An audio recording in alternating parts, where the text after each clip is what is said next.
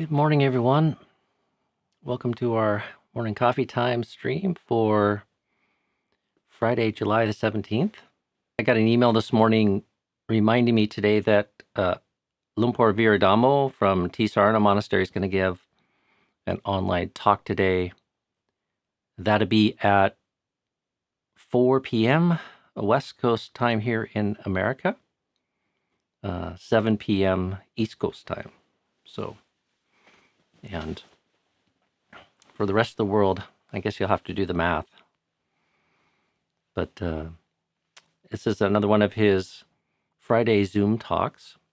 But also there was some extra news that a retreat at the end of August has been organized. So he'll be doing a 3-day virtual retreat or online retreat. I didn't have time to digest all the details, but if you're interested, I'm sure there'll be information from Tisarana, either their website or you can write them for information. So that's kind of nice. A 3-day should be something that many people could fit into their schedule. So please consider checking that out.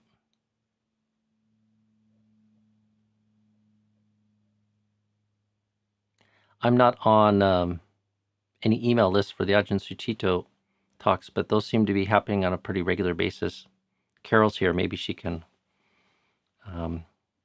remind us if that's happening tomorrow.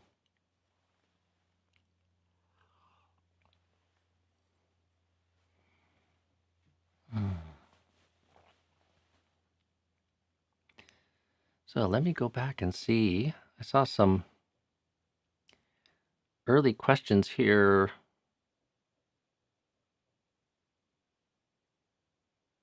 Oh, okay. On the topic of Ajahn Sudanto. Carol just shared something here. Ajahn Sudanto's on retreat. So there's recorded talks going. Okay. Thanks, Carol.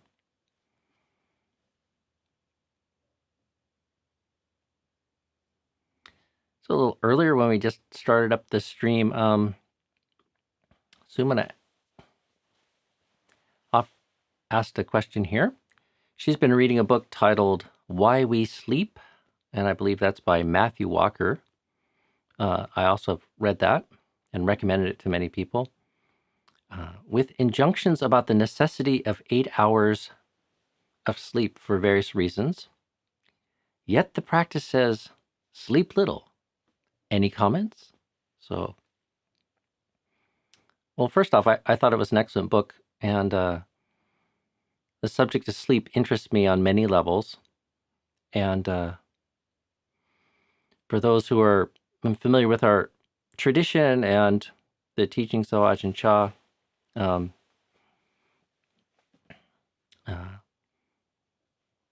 there's a saying that comes up from Ajahn Chah. He encouraged his disciples to eat little, speak little, sleep little. Has a very short kind of pithy reminder of important qualities supporting being energetic and cultivating the suitable kind of conditions for a samana, a seeker of peace. So, and I would say this kind of injunction, coupled with, the notion that the Buddha was one devoted to wakefulness and himself didn't seem to sleep all that much. There's a culture of experimentation and sleeping little and practicing with even staying up all night kind of meditation vigils. So,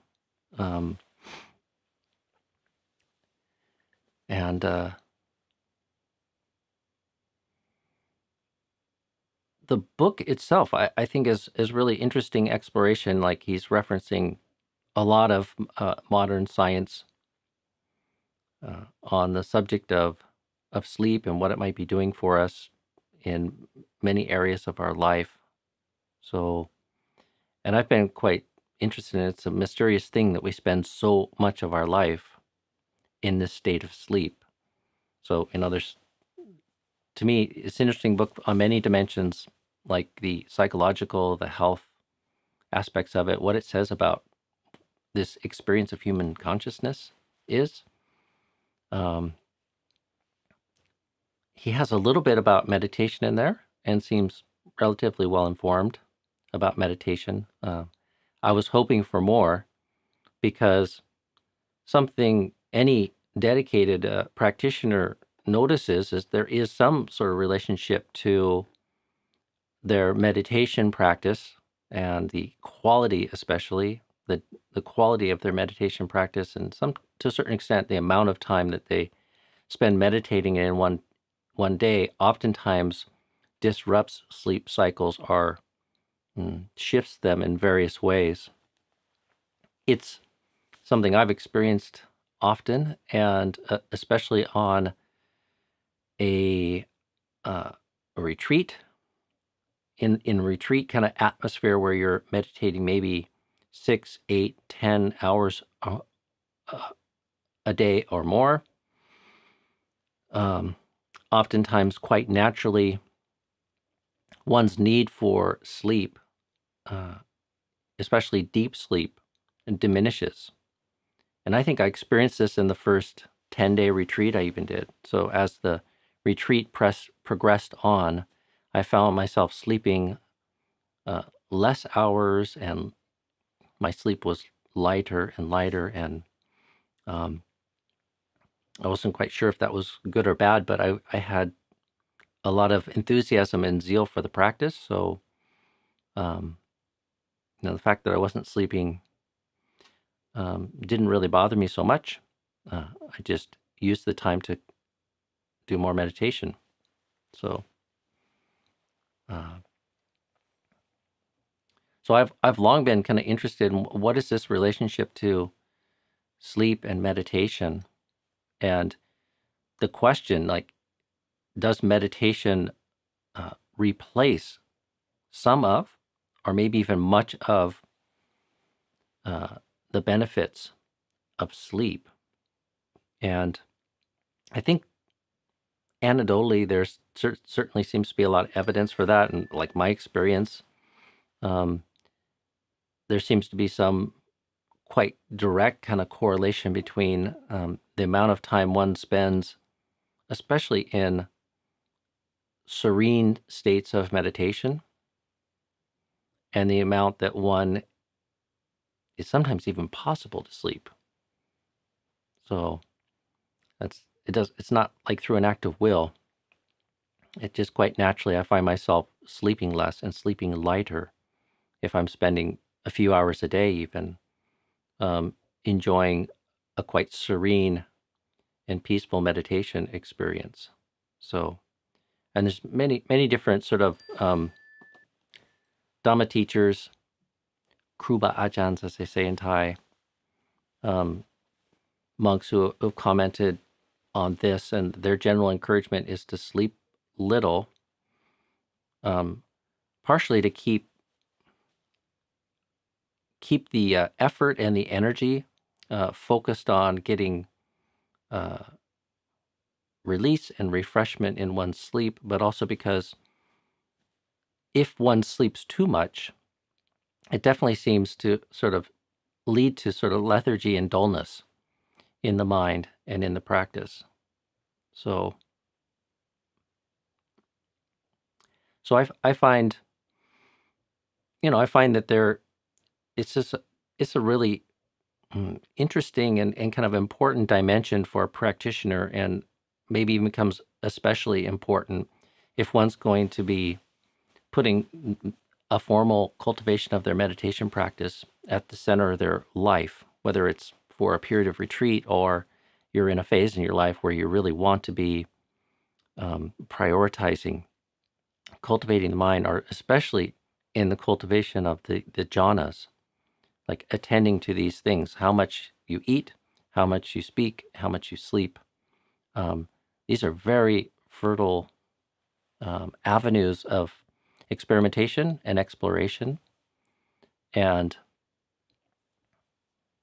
I'm a little leery of prescriptive, hard and fast and prescriptive amounts. There's notions that people kind of come up with, but I would say I think it's safer and probably more productive for people just to kind of have heard this and be aware that, these are things that you should attend to. They can greatly support one in one's practice if you start to develop a sense of what's the right amount of these things, especially in a time where you're trying to sort of deepen your skill in jhana, or deepen your skill in serenity meditation. So, and because there's an inclination to one end of the spectrum, eating much, speaking much, sleeping much, the general encouragement is to try to go light in those dimensions and see what the effects are, and run some experiments for yourself. I generally find, as many practitioners do, that eating a bit lightly, reducing the amount of speaking that one is engaged in, and sleeping lightly has a really beneficial effect. And I'm a little, while I enjoyed this book, Why We Sleep, and he makes a very strong case for sleeping 8 hours, there are other opinions. So, like, I was actually working with a sleep specialist last year for various reasons, and I asked him what he thought about this book, and he went, yeah, or something. He didn't give it a hearty endorsement, especially this idea that we all need to sleep 8 hours. And I've read some other things that sort of explore sort of how different and unique we are, and some of that is reflected in the book. So, I don't think 8 hours is a bad general prescription for the general population, but both the author of this book, Matthew Walker, as well as other people I've read, are recognizing that we all have very unique kind of needs and even different patterns of how it is that we sleep. So, and it's for those reasons, like, I don't like to get hung up on very descriptive or fixed kind of ideas. Like so many things, listen to your body. Like, what nurtures energy and well-being and skillful qualities of mind, happiness of heart. I think we're really a little over inclined to look to the experts, and a little maybe lazy to listen to ourselves and to experiment and to really find our own sort of truth.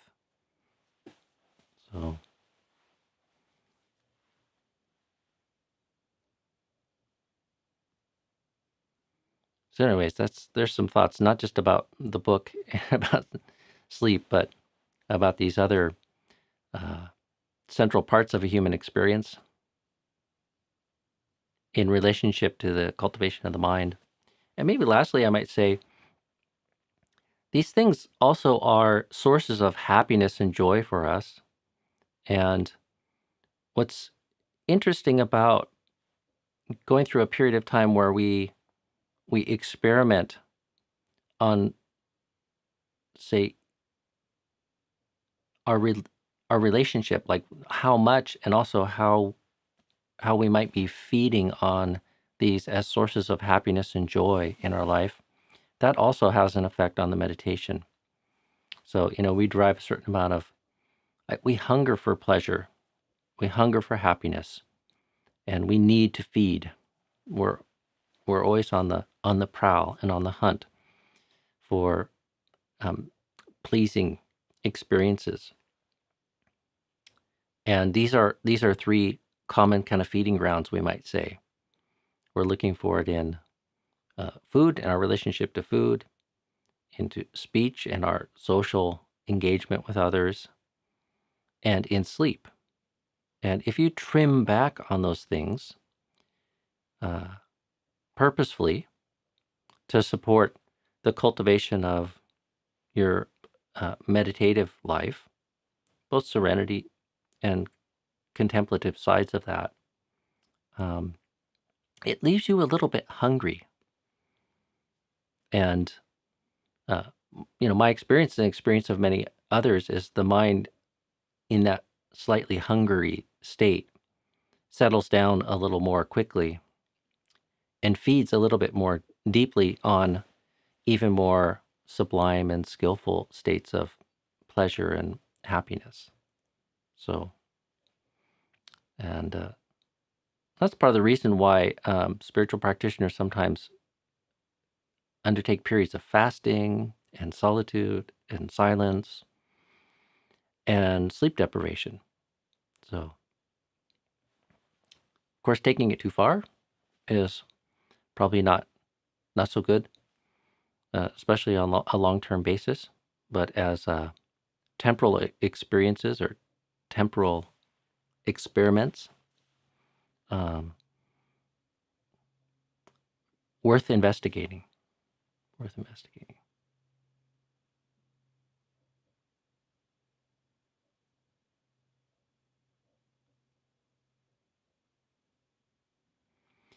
Okay, let's see what else we have here.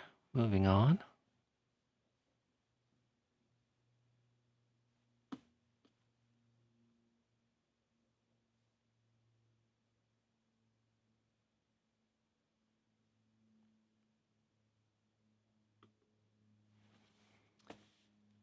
Eleanor, good morning. Let's see, do you believe that everything happens for a reason? Like someone getting in touch with you or doing something and then not following back on what he or she had planned to do with you. So, I believe everything does happen for a reason. Like, I think not in any sense that things are predestined, but there are causes and conditions for things unfolding in the way that they do in the world. Things happen for a reason. It is not without reason, not without cause that things sort of happen. So,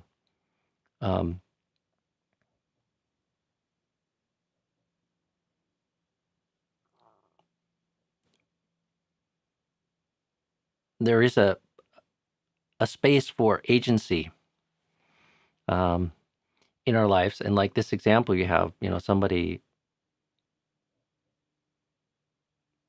makes an agreement with us or something and they don't follow through.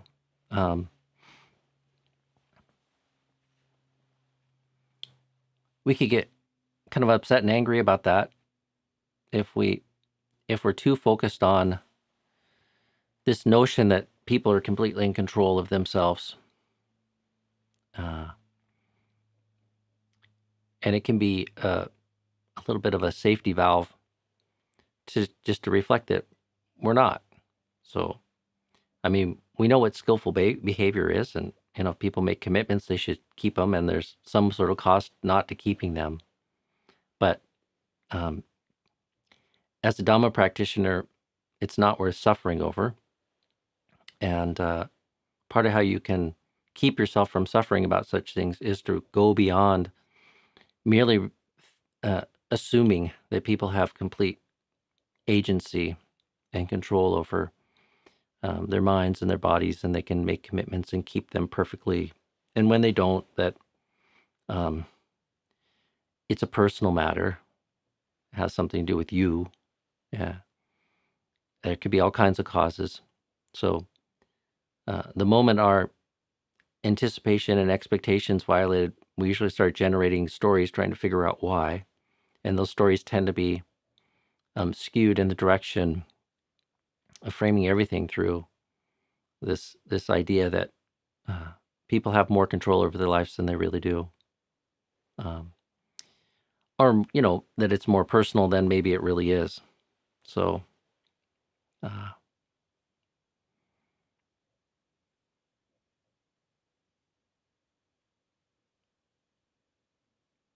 for me, the most important thing is protecting oneself from suffering over such things. And this kind of framework of seeing things through the lens of conditionality, and that things happen for reasons, does help protect one from suffering. And it's true. Things happen for reasons. They don't happen for no reason at all.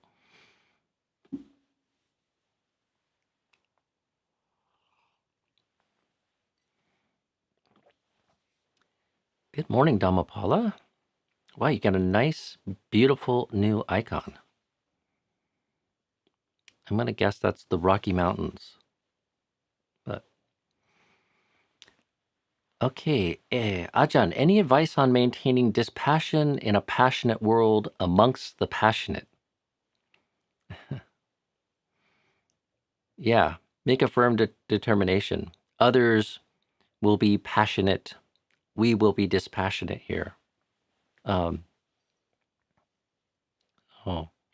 of it is, we were talking about sense restraint lately. So some of it is who you hang out with and what you feed on and what you attend to. And if you surround yourself with passionate voices,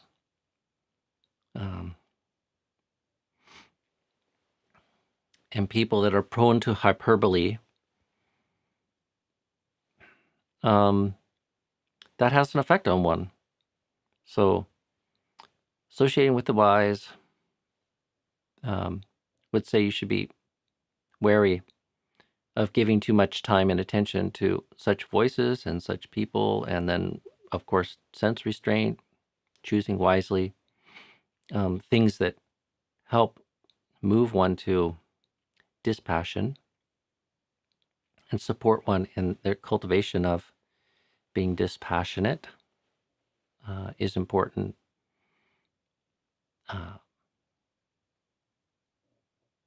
It's just really the whole of the path, quite frankly, because there's a whole mental cultivation that goes on there. It's like the passions and the exaggeration kind of washes out when we move towards sati and samadhi. When we reconnect with the present moment and strengthen this experience of serenity, many of those exaggerations fade away. Problems dissolve, which shows you that they're not really problems at all. In some personal, subjective sort of sense, we fret over things, but that fret can dissipate. We cultivate the right conditions of mind. So, and then also the wisdom element. Like, literally these are the voice of people who do not know themselves and do not see with the eye of wisdom the world as it really is, especially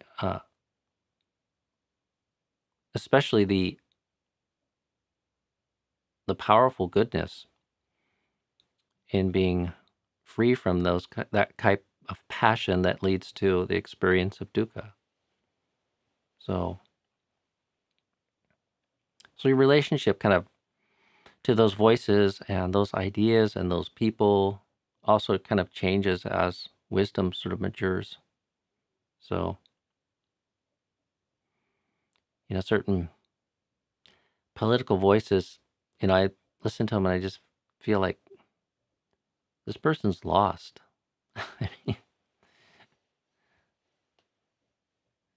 they really don't have the kind of view that I'm looking for in the world. And their sights are set on the things that don't really lead one to this amazing experience of peace and freedom that the Buddha and wise people have spoken of and developed in themselves and encourage people to place in a high place of esteem in the human experience.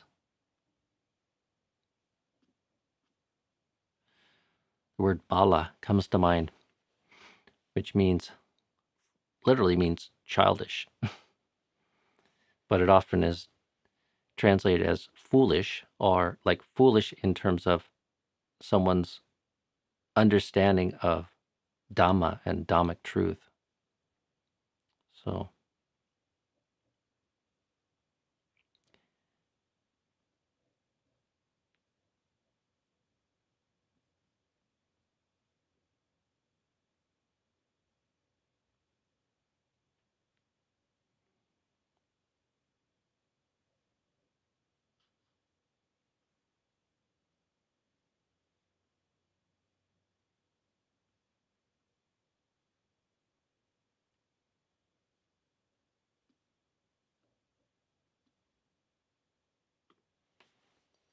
back to the theme of sleep. I think deep meditative states substitute for sleep. The more I meditate, the less I sleep. Well, I pretty much commented on that already, but yeah, there is definitely some relationship there that most people experience. So,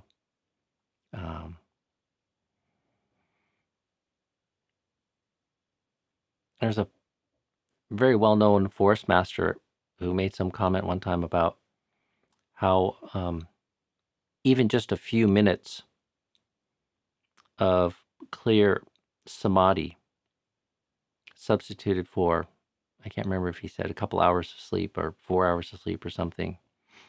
And this monk had quite the reputation as being a very adept meditator. So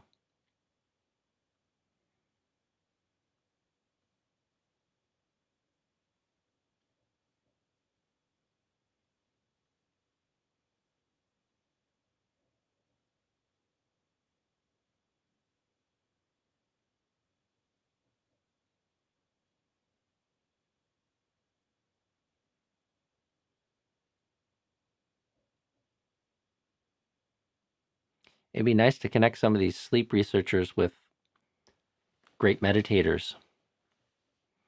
I've often thought of that. When you look at the subjects of their experiments and their research, although I suppose it's hard to control for the variables, and that makes forest monks maybe really bad research subjects. They're living in a religious community and devoted to celibacy and practicing intermittent fasting. There's like too many confounding variables. But it's a shame because there's a wealth of knowledge and experience that has been developed in very different ways for a very long time amongst meditators.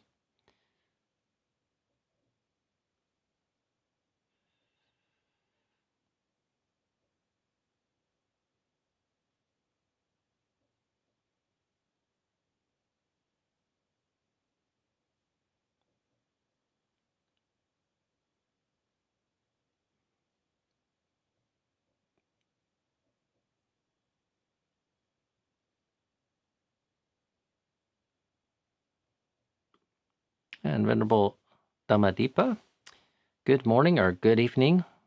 It's probably evening in Sri Lanka, but not clear. To sleep peacefully is also one of the benefits mentioned in the Mettanisamsa Sutta. Yeah, that is one of the benefits of loving kindness. People are having problems with sleep. Increase your devotion to the practice of loving kindness.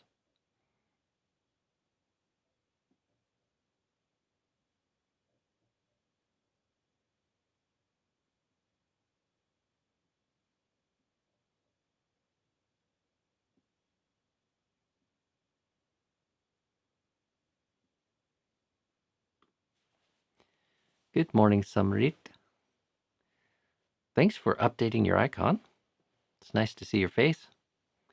Dear Ajahn, What are your thoughts on Upādāna to livelihood and money for laypersons, as these things are essential for a layperson to sustain themselves and even support the Sangha?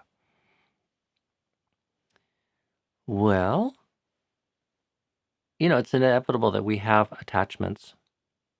So, but progressively, as we develop the path, we can learn to lighten and lessen, and there is a potential to completely overcome those things. So, money's a necessity, but one can overcome it.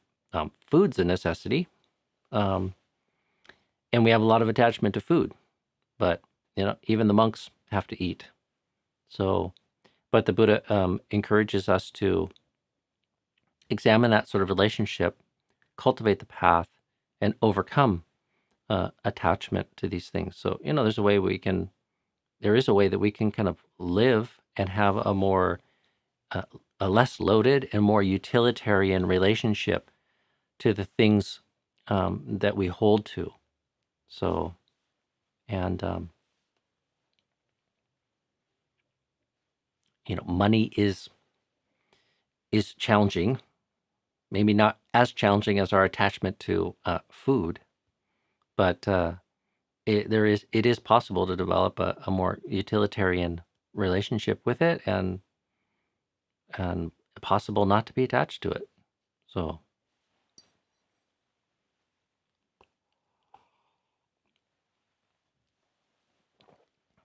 obviously it's difficult.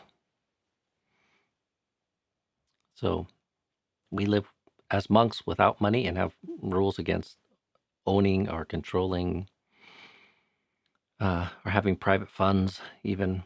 So, and I don't think it's merely because of the difficult nature of being unattached. Some of it has more to do with the livelihood of a monk as a mendicant, but there is certainly a portion of it that speaks to the difficulty in developing non-attachment to such things. So the theme I come back to again and again is like seeing the danger in being attached to these things, like seeing how it's creating a liability for suffering in the present and in the future.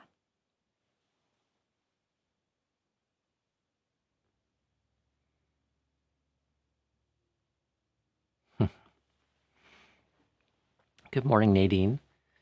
A recent article that caught attention suggested make the daring assumption that people are doing the best they can at all times. I have a reflection that's similar to that. If they could have done different, they would have done different. And it helps kind of just supporting, accepting people as they are, instead of creating undue desire for them to be as we would like them to be. It's like a sneaky door for our own greed and hatred.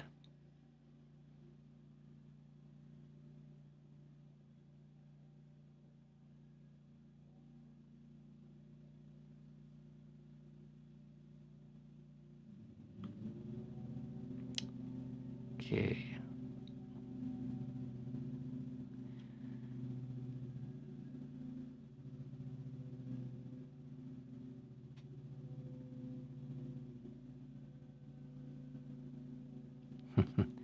Okay, the people are here to mow and the sound is kind of ramping up, so I'm gonna make this the last one, but Samrit.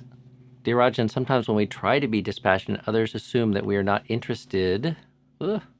Interested. Where'd it go? The wrong one.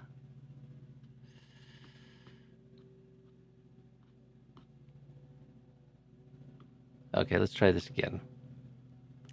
Dear Ajahn, sometimes when we try to be dispassionate, others assume that we are not interested in our job. How to address this? Yeah, I've heard this from people. I had a dear friend one time who was in the tech industry, and the more he got interested in his Dhamma practice, the more danger it put him at work, because he had a boss and worked on a team that was so rah-rah about the products they were developing in a way that he found very delusional and at odds with his sense for it, especially in light of Dhamma and Dhamma practice. And eventually he had to just leave. So that might be what has to kind of happen in some jobs. I mean, if the cost is being completely delusional, but there's got to be other ways in most circumstances. One is just be indispensable. You can be dispassionate and be maybe even better at your job and of such a value that that's okay. They'll put up with your dispassion because you produce results and too much value for your boss or for your team or something like that. So that's ultimately what they want. They don't really care about passion. They want results. So give them the results without the passion, if you can. And if that's still not good enough for them, then maybe find a better situation for oneself. So, all right. Well, I'm going to leave it at that for today, and hope everybody is well. And if you have time this afternoon, Lumpur V will be giving a talk on Zoom. Check out tsarna.ca for details if you're not already on their mailing list. And for just a couple days, they've posted the next jhana talk, number 4 in the series from Ajahn Sudanto, is up and ready to premiere on Sunday. So looking forward to that in 2 days. So be well, everyone, and I'll see you tomorrow morning.